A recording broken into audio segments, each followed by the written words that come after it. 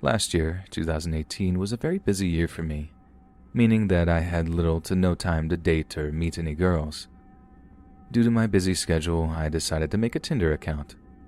I have never had any experience with such an app or online dating, and I didn't actually plan on meeting up with a random girl to go on a blind date or anything. I just wanted to see what the fuss was about and if it actually worked. So the app, still being something new to me, I matched with this really pretty girl.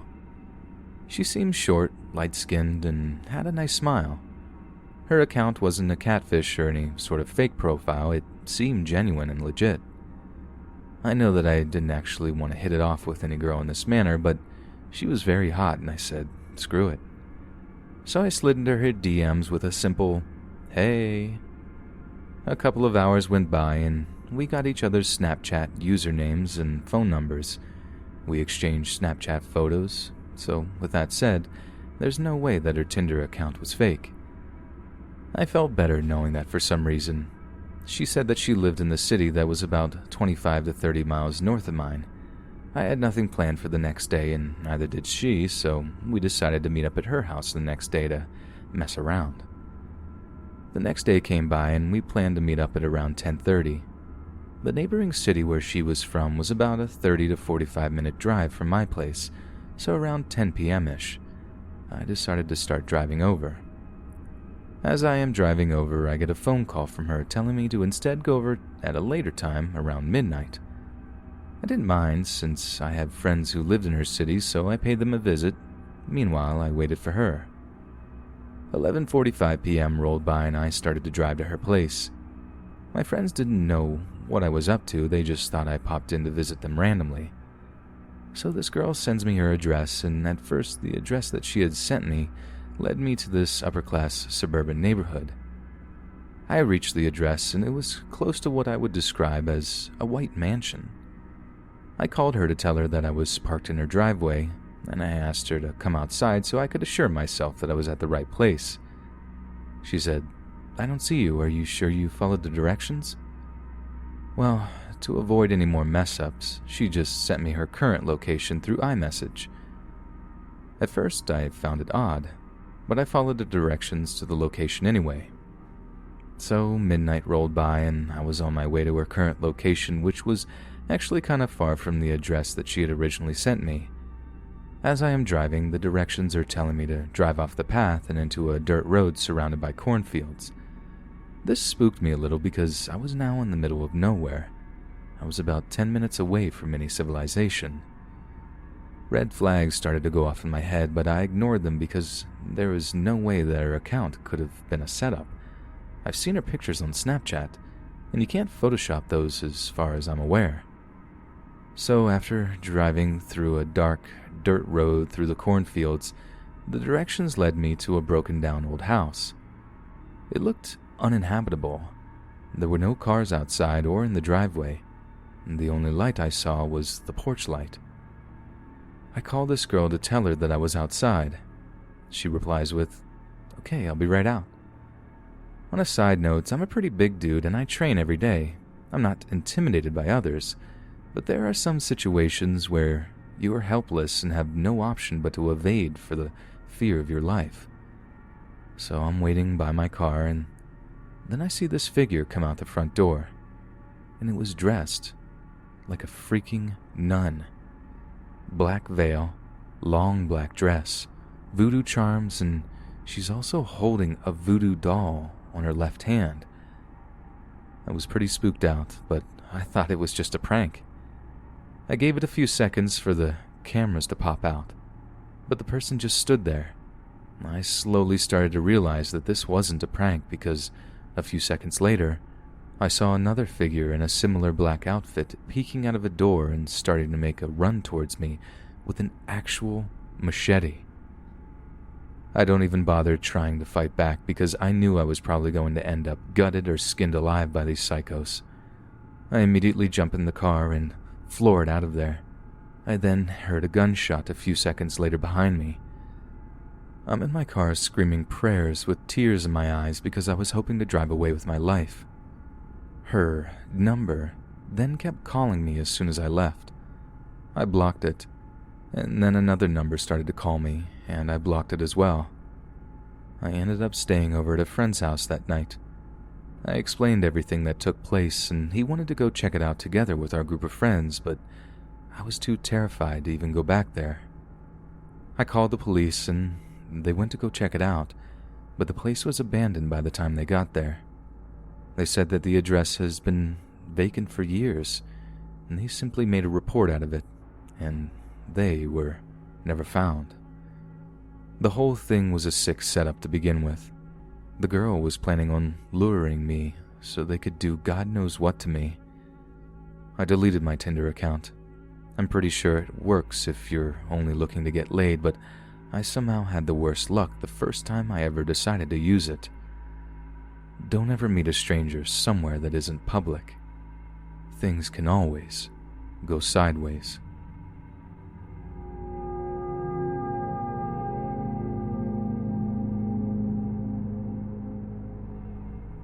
Okay, this happened today and it really messed with me. I've been thinking about it all day and all evening. I took my 5-year-old son and 3-month-old daughter to the playground today to meet a friend and her daughter. It's got regular playground equipment, a huge parking lot, and a big grassy area and trees surrounding the play area. On the other side of the trees is some sort of development thing they're working on. The area the school is in is pretty rural. It's just a bunch of twisty roads and random buildings. I've never thought about it or noticed this until today. We get to the park and meet up with my friend. Another mom that we know is there with her 2 girls too. And the other people there is a dad with a little girl and a boy that looked to be somewhere between 10 to 12. So the moms are all sitting, chatting, playing with my adorable daughter, having a good time. The kids are playing together, everything is good. Eventually all the kids from our group kinda wander off through the playground doing their own thing. The seesaws are in a shady area. Next to them is a big stretch of grass, then the trees with the semi-developed area behind that. My son wants to seesaw, but nobody wants to do it with him. I get up to go help him, and the 10-ish-year-old boy comes over and says, "Hi, do you want me to play with him?" Which was a little strange that he asked me and not my son, but I said, "Sure, bud, go ahead." So he gets on the other side and starts seesawing with him. His demeanor was so strange. He didn't smile. His voice was completely flat. He didn't say a word to my son, he just seesawed with him. My son was oblivious and chatting away at him. After a few minutes, I started walking back to my bench, and I hear the boys start talking with my son. Okay, so maybe he's shy around grown-ups. I sit down and start talking to my friend, and the dad walks near us to probably go up to his car, and I say, "Hey, it was really sweet for your son to offer to play with mine," and smile at him. He looks at me and goes, "He's not my son. I don't know who he is. He walked over and asked if I wanted him to play with him, and said his daughter's name, and then just kind of followed us around until you guys got here." He sort of laughed like, "Weird, right?" and shook his head. I got a very uneasy feeling in my stomach and looked over to the seesaws. They're gone. I jumped up, hand my daughter to my friend, and run in that direction yelling my son's name. I see them walking almost to the trees. The trees are not close. I guess a football field or so away from the play area. I got this awful feeling and ran as fast as I could yelling my son's name. He turned around and started trying to walk to me, and the little boy grabs his arm and tries to pull him toward the trees. He gets upset and starts saying, "Hey, let go of me." Now, usually this is not a quality about my son that brings anything but trouble, but he does not like to be grabbed, pushed, or pulled, and he has ADHD, so when he gets frustrated, it usually comes out in aggressive ways. I was so thankful for this today. He starts punching the boy and headbutting him like a little crazy person. The boy lets go as I get to them and runs to the trees. My friends are finally realizing something is going on, and they're standing at the edge of the play area looking confused. My son is crying. I'm shaking. I have no idea what just happened. I asked my son where he's going, and he said his friend wanted to take him to see Ryan from Ryan Toy Reviews. It's his favorite YouTube channel and he talks about it nonstop. He told the boy about Ryan, and apparently the boy told him that he knew where Ryan lived, and did my son want to go visit him and play? So of course my son said yes. I don't know what the intention was. It was a kid. I don't understand why he would lie to my son, why he wanted him to go in the woods, why he was so weird. Maybe he was innocent, but honestly, I don't think it was.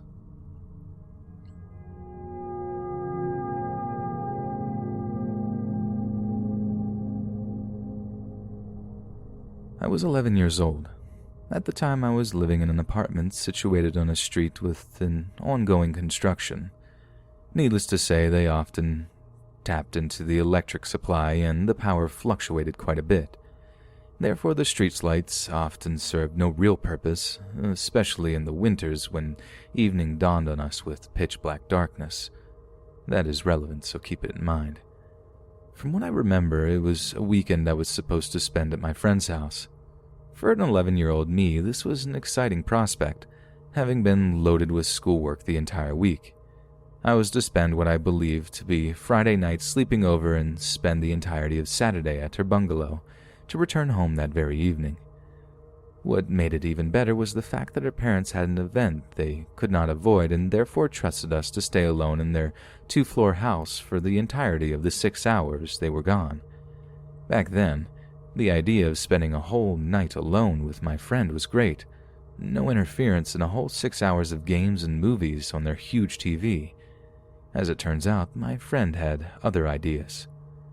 I arrived at her house just short of 8 p.m. It was already pretty dark out, and her parents had waited for me to arrive before telling us about emergency contacts, dinner, and the such. They also reminded us to get their 4-year-old Labrador inside as the weather was acting up and his kennel had a few loose panels which leaked when it rained. This is also an important fact to be noted. After they left, we watched a few cartoons, had dinner, and were chilling in her living room playing cards. That's when my friend Sid had the ingenious idea of exploring a fenced plot of land a few hundred meters down the street that she resided on. There was no construction happening in there, so what little of that area didn't have shambles was overgrown with plants and weeds. We got the dog inside, leashed it to its long chain that allowed it to roam within reason, got the keys and left the house to make the short 10-minute trip.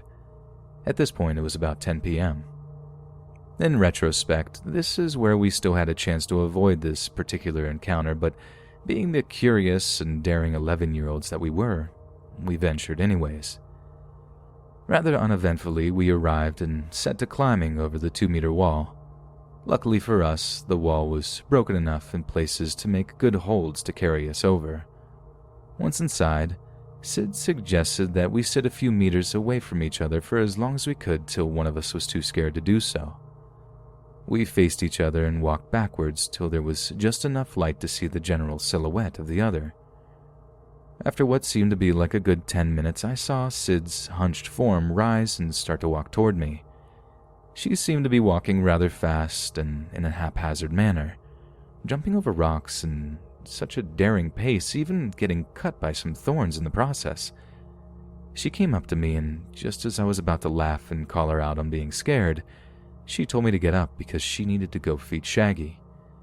I remember being really confused because her parents had already filled his bowl with food, and he had this water thing which he could operate in case he was thirsty, but I saw her face, and let me just say I have never seen her this pale. She looks like she had just seen a ghost.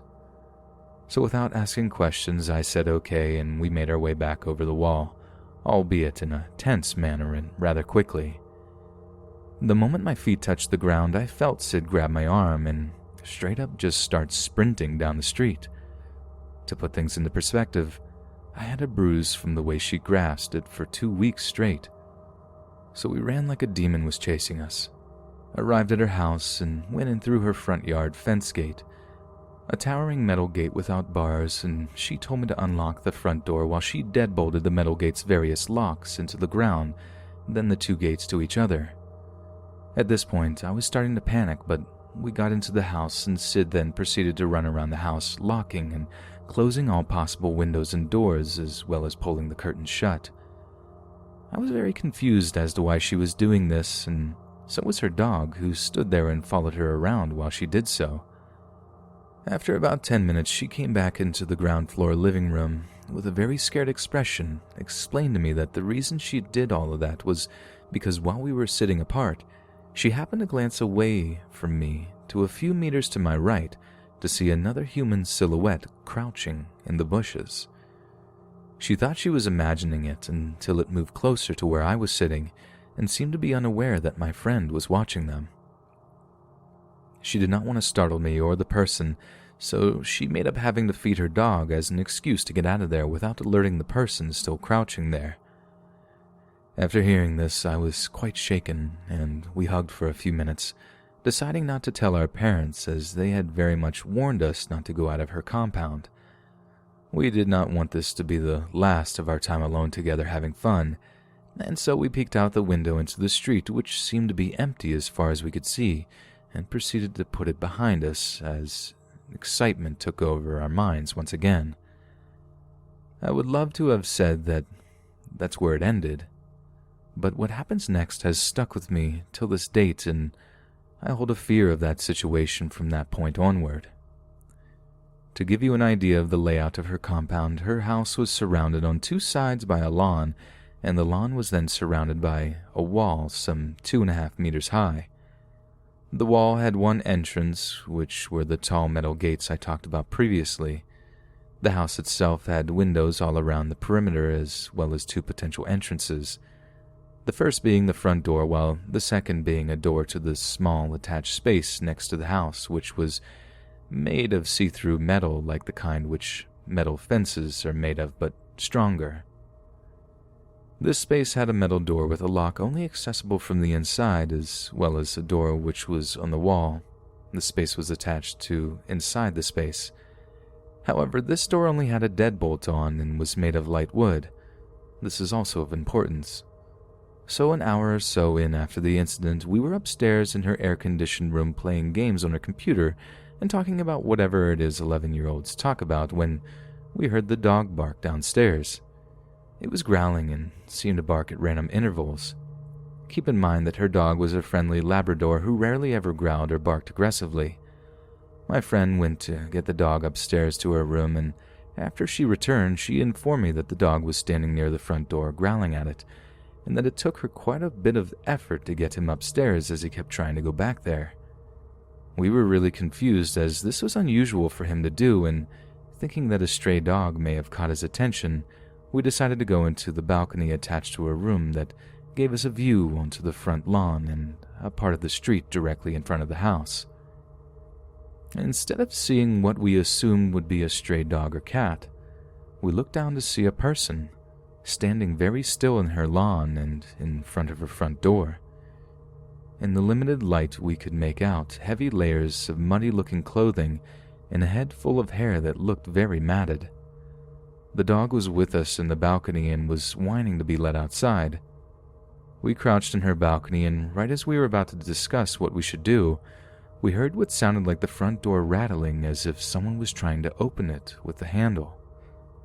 We creeped back downstairs only to realize that this person had now moved on to the window next to the door and was trying to open that. The realization hit that he was trying to find an entrance into the house by going around the perimeter. Just as we were about to creep back upstairs, my friend grabbed me again and, in a hushed tone, told me that she had forgotten to lock the attached space door in her hurry before. We both looked at each other and paled as we realized that it would gain the intruder easy access into the house as the inner door had nothing but a deadbolt. At this point, we heard the windows rattling behind the house, nearly 3/4 of the way back to the front again. The attached space door was a few meters away from the front door, and we were lucky that he had chosen to go around the other side. She told me to wait by the inner door with the dog while she went outside and bolted the metal door. She then informed me to close the door as soon as she returned, and that if she was caught, to let the dog outside and to close the inner door as discreetly as possible as to not to give myself away. We were both terrified, and since we had no time to argue about it, I stood guard at the inner door while she went to the outer door, fumbled with the lock, and returned inside, practically running as quietly as she could. We closed the inner door, and just then we heard the outer door rattle harshly. Had she not gone there and then, there was a big chance that we would have no choice but to hide in her house had he found his way in. After he tried opening all the doors and windows, which took a while as he was doing it quite intently and forcefully, we found our way back upstairs and went back into her balcony to see if he had gone away, as we had stood still near the foot of her stairs for a while, listening for any further activity. As we looked down, we saw him once again standing in her front lawn. However, this time, we could see his head was tilted back, and it felt like he was looking right at us. However, we knew that it was far too dark for him to be able to spot us, as along with closing all the windows and such, we had proceeded to kill the lights in her room as well as draw the curtains as to not let her little bedside lamp light escape the blinds. He then started giggling in the quiet of the night and proceeded to go down on all fours, crawling around the lawn in front of the house while his laughter grew. In retrospect, we should have called the authorities at this point, but being the terrified 11-year-olds we were, we did not want to get into trouble for not being able to follow simple instructions. He did this for nearly half an hour, only to stand up once again facing the street and then climbing on top of the kennel in the corner, up onto the top of the wall and jumping down. We still stood in her balcony waiting to see if he would return, but an hour or so passed where he didn't, and that was the last time we saw of him the entirety of the night till at around 2 a.m. when her parents returned. The next morning, we were very confused as to why all the doors and windows were closed on such a pleasant night, and why there was mud on the front doorknob. We said we just wanted to play in the dark inside the house, lying about the actuality of the situation. And to this day, I do not think the man has been caught.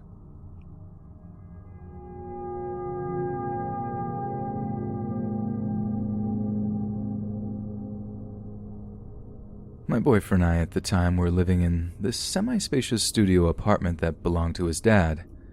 We just moved back from England and needed somewhere to stay while looked for a new place. It was newly renovated and we had to be out of there pretty quickly because his dad wanted to start renting it out. There was no way we were able to afford the full rent for this place, so we just gave him what we could spare, and I guess his dad wasn't all too hot on the idea of his son and girlfriend, 18 to 21 at the time, living there, being as young and stupid as we were together.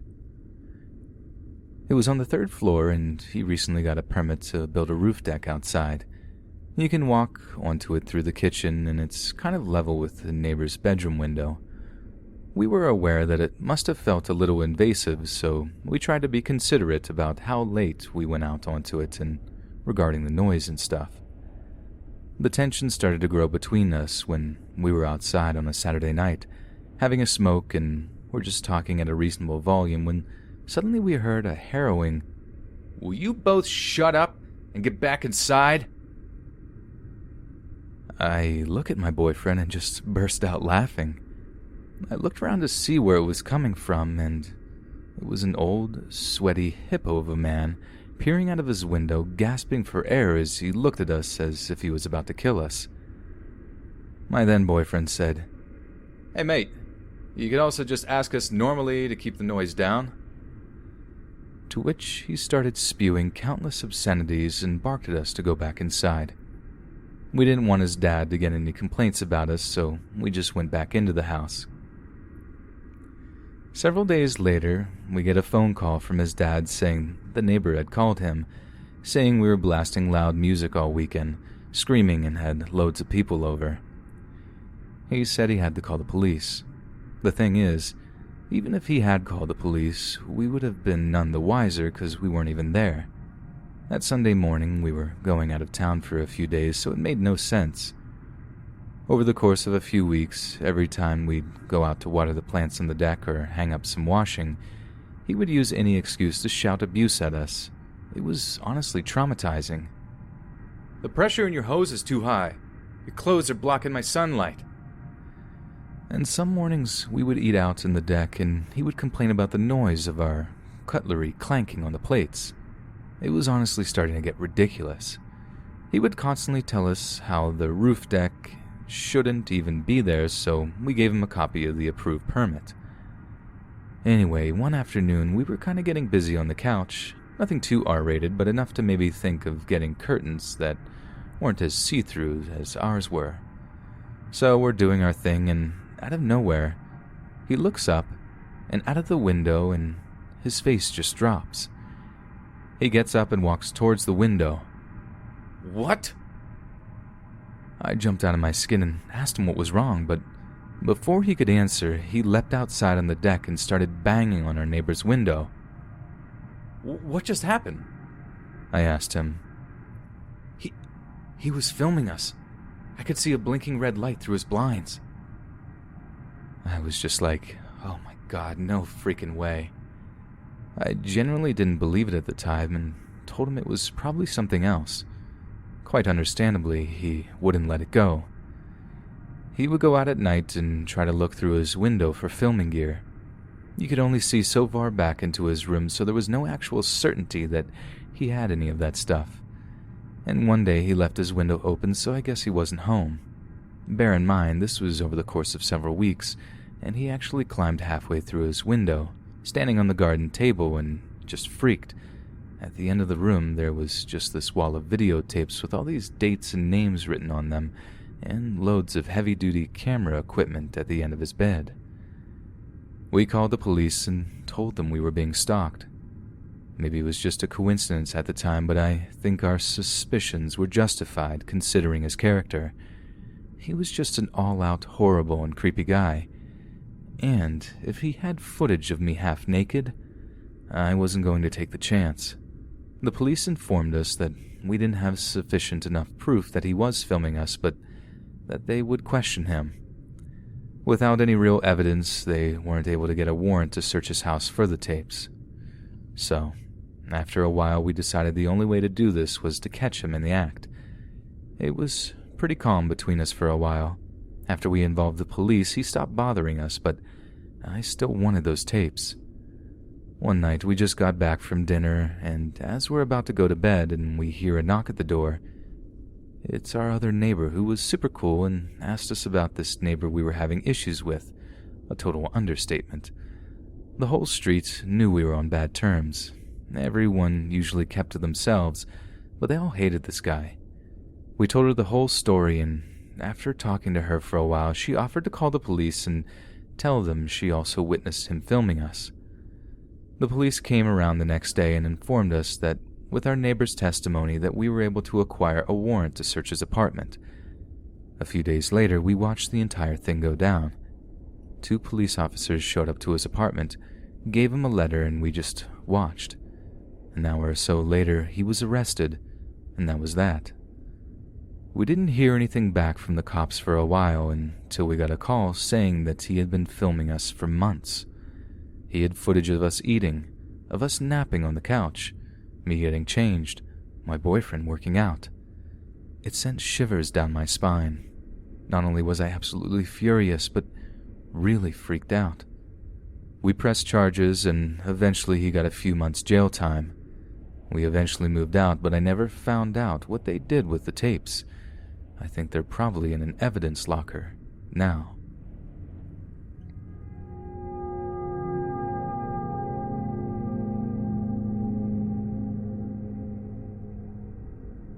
I'm a 28-year-old female living in Scotland. I have a disturbing and odd story that I've never considered sharing until now. My cousin and I are the same age, and we're 14 at the beginning of this long ordeal. My cousin had gotten a new computer and had installed MSN, Major Instant Messenger back then. She added a lot of random people. She started talking to one boy often. He claimed his name was Mark Halligan, age 15, from Blackpool, England. They started talking every day, exchanging innocent pictures and becoming close friends. He soon admitted he was older, 16, and apologized for lying. My cousin gave him the benefit of the doubt and continued talking to him. He knew it was her birthday soon and wanted to send a gift to her house. She told me this, and we wanted to see what he would send, so she agreed. He sent her a lot of stuff: DVD player, a huge teddy, DVDs, CDs, clothes, and sweets. To cover it up, she explained to her parents that it was a prize from a school competition. Sending gifts became a regular thing. He told her that he made the money from an under 21-year-old football placement. A few months passed, and he wanted to come up to meet. She agreed. But of course, the day before he was due to come up, he confessed that he was in fact 21, had a car and a job. She was now 15 and thought it was appealing to be with an older guy, and still went through with the meet. I phoned her that night, and she didn't tell me much, only that she didn't want to talk to him again and didn't say much else about it. A few days later, I received a friend request from Mark. I accepted, and he told me that she had stopped talking to him and he wanted to know why. I didn't have answers other than she just didn't want to speak to him again. We started to become good friends. We were talking daily. I found him really funny and easy to talk to. I told my cousin that we had been speaking, and she asked me not to speak to him again and didn't tell me why, no explanation at all. That night I told Mark what my cousin had said, and he asked to call me to sort things out. I agreed, and later that night he called. The voice on the other end of the phone was male, but squeaky. We spoke, and he explained he had an accident when he was younger, and that's why he sounded that way. I felt bad and kept talking to him, assuming that was why my cousin got spooked. A few days later, I got a call from my cousin who told me that a large package had arrived at her house for me. I went to her house, and we both opened it. It was band t-shirts, CDs, new Converse, books, an iPod, and money. I was happy being spoiled. You see it in movies, women being showered with gifts and attention. I called Mark to thank him for the gifts, and he was happy that I was happy, and we kept talking for a few hours. Lo and behold, he asked to come up to visit, and I agreed. I told my best friend, and she was very wary and insisted on going with me. The day of the meet, we agreed on a location 10 minutes from my house. We waited at the location. He was 10 minutes late, which magnified the nerves. A blue Volkswagen Golf belted towards us and slammed the brakes. At this point, both of us knew something was seriously wrong. We sat for 5 minutes before getting out. What got out of that car was terrifying. We were expecting someone who was 21, handsome, and tall. He stepped out of that car, was around 5 foot tall. He was in all denim. His face looked as if it was covered in burn scars. This man was easily in his 50s to 60s, which he was, and was truly intimidating. We smiled, said hello, and asked him to go on a walk, and while walking, my friend and I whispered and planned to get away. We told him that we were going to pop to a friend's, which was en route to my house, to get a DVD to watch at my place. Both of us, hiding tears, went to the door, leaving him on the street. We could have collapsed through the door. We quickly told him what was happening and that we needed to get away. He told us to lock the door, and we went out the back door, climbed the fence, and ran like the wind between houses and back gardens to a heavily wooded area that led to my house. We stayed there for hours. We knew roughly how long it would take him to get back to his car and maybe drive around to look for us, so we had to keep away from roads, and we thought if we stay put, we would be safe, which we were. During this time, we had calls from Mark coming through but let them ring out. We ran to my house, and I called my cousin to ask her basically what was going on. What was this about? Her dad dropped her off, and we talked it out. The four of us stayed at mine all night and didn't leave each other alone for a few days. We both got texts and phone calls after the meet, but we ignored them until he stopped. We were too scared to tell anyone, so we decided to keep it a secret. Now cut to about 6 months later, my friends and I are going to Blackpool for a long weekend with her parents. About 2 days into the trip, I got a text saying that he saw me in Blackpool and confirmed this by describing a mint green summer top that I was wearing and told me that he knew where we were staying. I told him to keep away or I'd phone the police. He apologized and agreed. The next day, I was approached by the lady that ran the bed and breakfast, and she told me that I had an envelope. He had written a note that basically said not to phone the police and he would never call me again, and included £500 for my friend and I. Being stupid and not thinking, we took the money, already spending it in our heads, and never said a word. We didn't hear from him for about a year. He resurfaced by sending me a picture of him lying with his wrist cut. He texts after that telling me that my cousin and I had ruined his life because neither of us loved him. I contacted her and told her about the message. I went round to her house and we both decided to tell her dad, and he immediately contacted the police and went through us. They asked us to monitor any other contact and report it for evidence. Within hours of sending the picture, Mark had done something absolutely terrifying. He had called my cousin and her dad, insisted he listen in to the conversation. He told her that he had bought her a car and was outside her house, and he had left the area after dropping off, and gave her a specific description of it. He told her that there was a car key on the wheel, a blue bow on the steering wheel, and all the documents for the car were in the back of the driver's seat. My uncle phoned the police again, told them about the car, and that he went out to confirm Mark's description of the car. When the police arrived, they arranged for the car to be towed and to trace the numbers and online profiles that he had used. The only information that we got back from the police since that day was that the car was registered in a Pamela Halligan. A person he had told us in previous conversations was his sister, which was confusing because he had told us that his sister had died tragically during an IRA bombing in 1979 at the age of 10. It was horrible to know he was watching us when we didn't know, was at my cousin's house when we didn't know. He could have been anywhere at any time, knew anything about us, and had the capability to go to extremes. I researched his name 1,000,000 times, different spellings, and never found anything. I know his mom and dad owned a hotel in Blackpool, and that's about it. We still get chills talking about him, and often not been able to finish a full conversation about him due to the horrible realization of what he and we had done.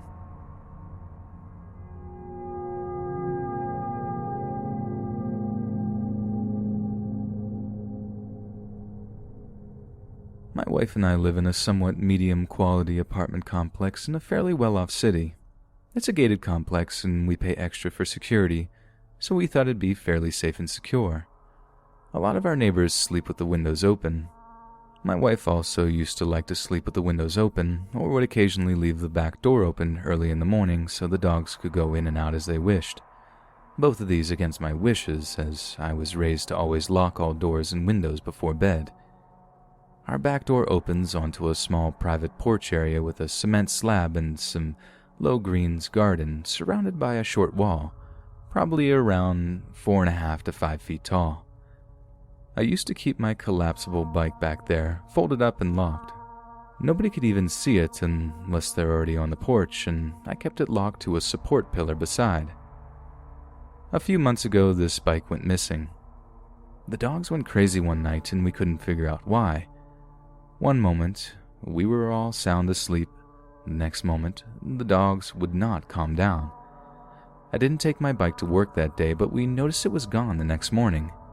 We went through the necessary channels. It was an expensive bike, costing upwards of $1,000.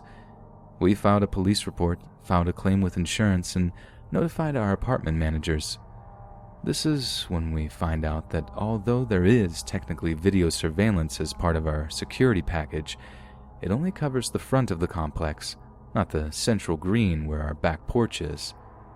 Since my bike was collapsible, it would be impossible to say whether somebody had it or not if they were leaving.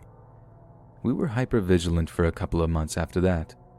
We have a good rental insurance, so I got compensated for the loss fairly quickly.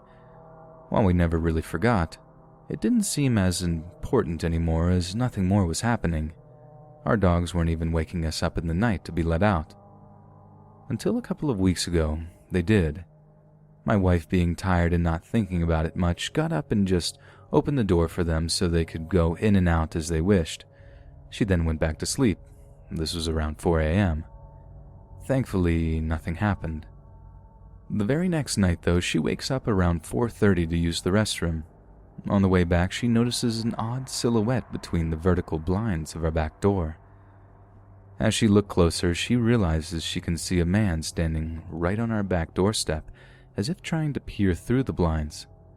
She doesn't get a good look at him, but immediately rushes to wake me up, which I do with a startled shout.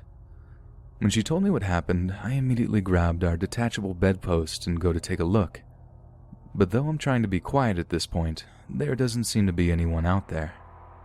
We discussed briefly whether she was just jumping at shadows, but I did wake up somewhat loudly, and my bike had been stolen a few months ago.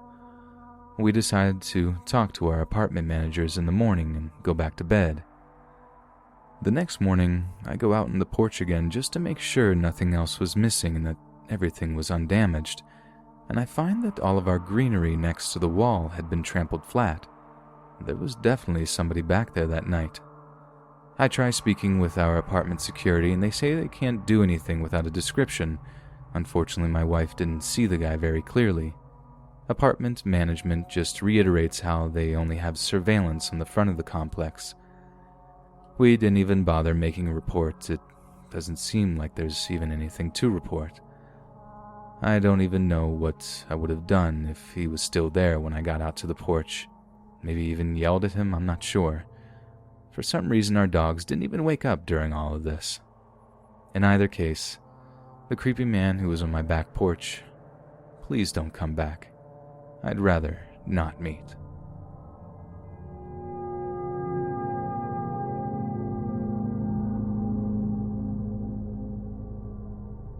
Freshman year, I started a video club that was basically centered around creating and discussing original content for YouTube videos. Since I established it, I was naturally president, and my friend Pete was vice president because he knew a lot about making videos. One day, Pete brings in a couple of other guys who are his friends, Bo, Matt, and, of course, John. Fast forward to that summer, we all exchange emails and keep in touch through Facebook. Later the same week, I got a message from both Pete and Matt, at the same time asking if I was at all interested in John romantically. I was super taken aback at this because I had no idea that John liked me, like at all. He was always shy and hardly ever started a conversation with me. I said I wasn't allowed to date yet, so it didn't matter. Flash forward to November of my sophomore year. John had asked me to both homecoming and snowball, a winter formal. I had turned him down both times gently.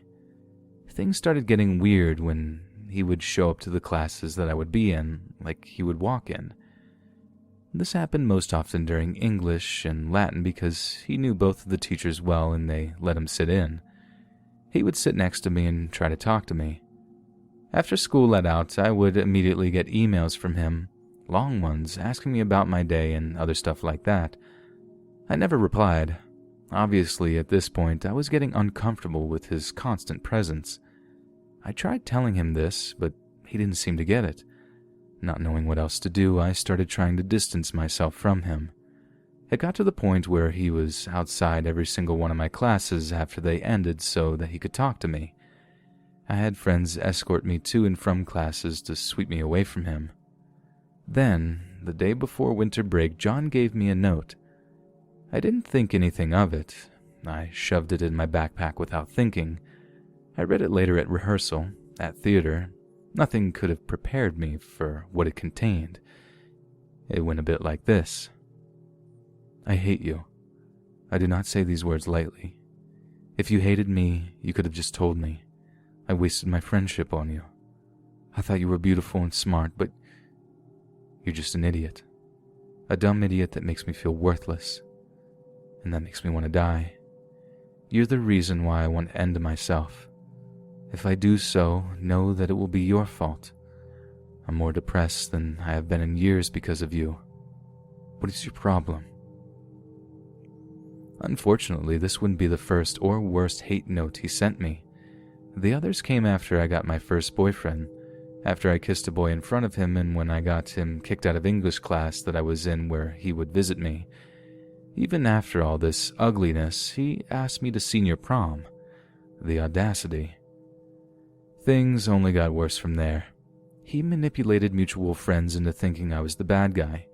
He started talking all this stuff about me behind my back, and I caught him doing it twice.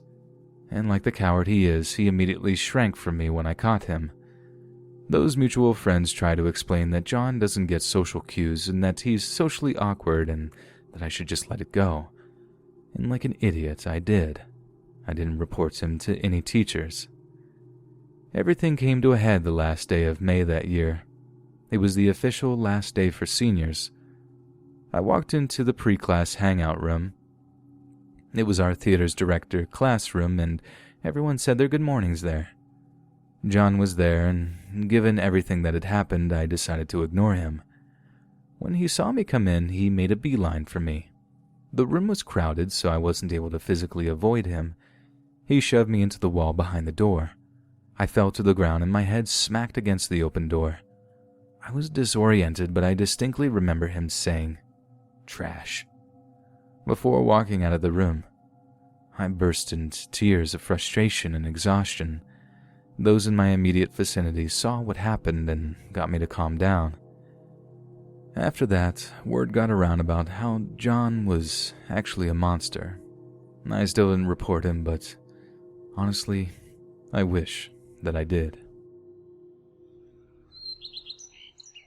Hey friends, thanks for listening. Be sure to subscribe and click that notification bell to be alerted of all future narrations. If you got a story, be sure to submit them to my subreddit, r/letsreadofficial, and give and receive feedback from the community, and maybe even hear your story featured on the next video. And join my Discord to interact with me and other listeners directly. And if you want to support me even more, grab early access to all future narrations for just $1 a month on Patreon, and maybe even pick up some Let's Read merch on Spreadshirt. All links in the bio. Thanks so much, friends. And remember, don't be a grumpy boy.